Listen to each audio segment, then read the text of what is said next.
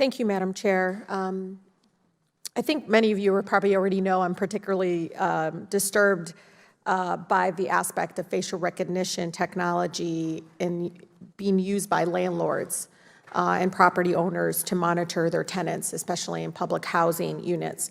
In Detroit, for example, the city's public housing authority recently installed security cameras that on these public housing units that we believe is going to be something that encroaches onto people's privacy and their civil liberties. You know, these are people's homes. And so I don't think being poor or being working class means somehow that you deserve less civil liberties or less privacy. And so, Ms. Long, what are the privacy concerns associated in enabling facial recognition software to monitor public housing units? If you live in a low-income community, is your civil liberties or your privacy lessened? Thank you for the question. And of course not, at least hopefully not.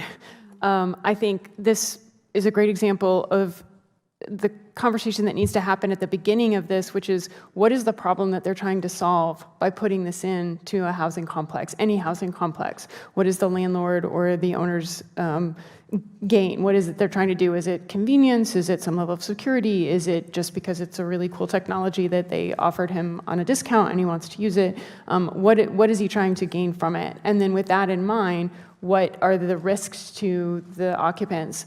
In my opinion, that would be a commercial use, which would mean that even if it was installed, it would be only for those residents who chose to opt in and enroll and use it as their way in and out of the building. But for residents who didn't want to, they would not be enrolled in the database and should not be included in that.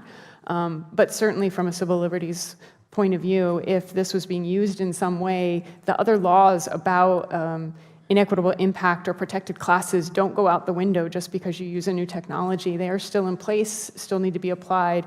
It's sometimes a new way of evaluating them because of new technologies, and so they raise challenging questions. Ms. Long, these new technologies, they're for profit, right? The company who designs them sells them for profit. For-profit technology that are coming into communities like mine that is overwhelmingly majority Black and testing these products, this technology, onto people's homes, the parks, the clinics. It's not stopping. Now I hear my good colleague from Massachusetts talk about them installing it in schools. They're using this as, and I have a police chief that says, oh, this is magically going to disappear crime. But if you look, my residents don't feel less safe.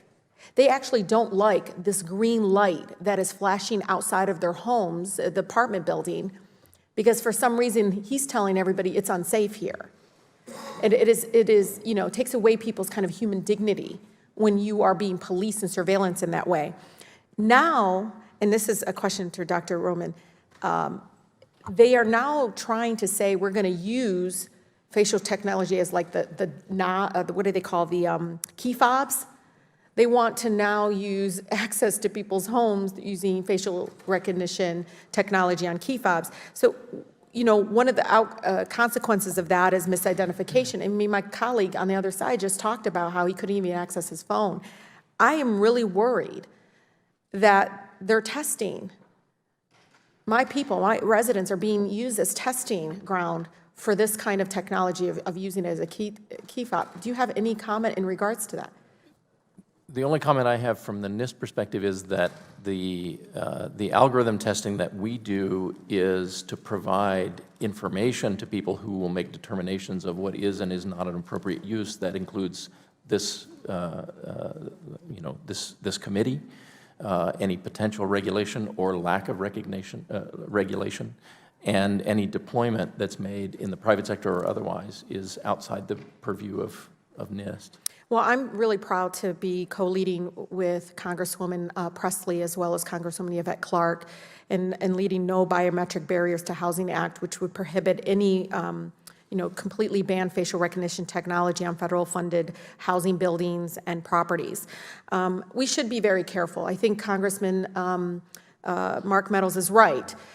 You know, I hear some of my colleagues on both sides saying, well, we got to fix the algorithms. We got to do this. I said, well, I'm not in the business, and we shouldn't be in the business of fixing for-profit technology industries. You know, these new, you know, they call them tools. They give them all these great names, but they are processes in place of, human contact, police officers on the street. I increasingly talk about this with, the police chief and others, and all they can say is, well, we did this and we were able to do that, but like my colleague said, well, how many people did you have to go through? Because I watched while they matched a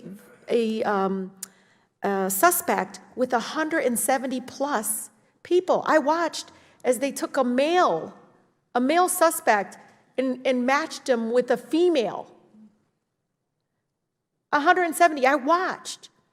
In the kind of misleading the public of saying, well, you must not care about victims. No, I actually do care about victims. How about the victims that you're just now misidentifying?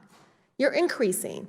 And so with that, Chairwoman, I do really want, and I hope you all read this, but a report by the Detroit Community Technology Projects. It's a critical summary of Detroit's Project Greenlight and its greater context and the concerns with the use of facial recognition technology in Detroit. I would like to submit it for the record. Thank you, and I really do appreciate all of your leadership on this, and thank you so much, Chairwoman, and doing yet a third hearing on this and continuing this critical issue that I know was important to Chairman Cummings. Thank you very much.